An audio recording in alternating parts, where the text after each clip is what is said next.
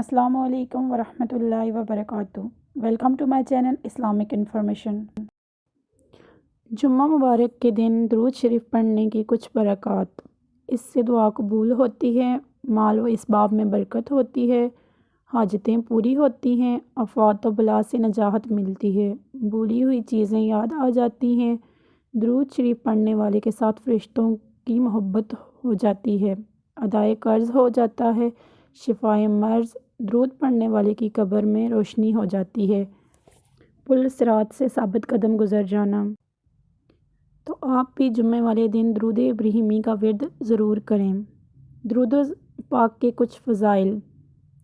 حضرت عبداللہ بن مسعود سے روایت ہے کہ میں نے ایک مرتبہ نماز پڑھی، حالانکہ رسول اللہ اکرم صلی اللہ علیہ وسلم بھی موجود تھے۔ حضرت ابوبکر صدیق رضی اللہ عنہ اور حضرت عمر فاروق بھی تشریف فرما تھے۔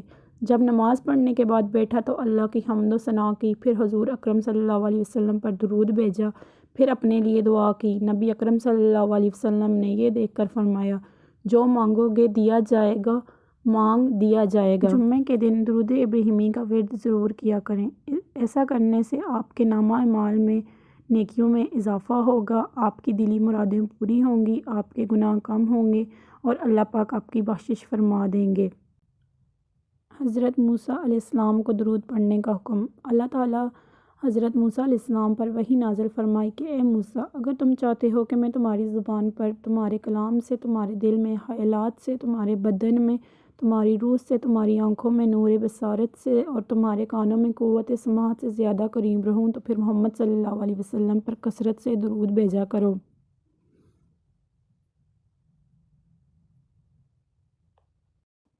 اگر آپ کو میری آج کی ویڈیو پسند آئی ہے تو چینل کو سبسکرائب کریں، ویڈیو کو لائک کریں، شیئر کریں، کمنٹ کریں۔ شکریہ، اللہ حافظ۔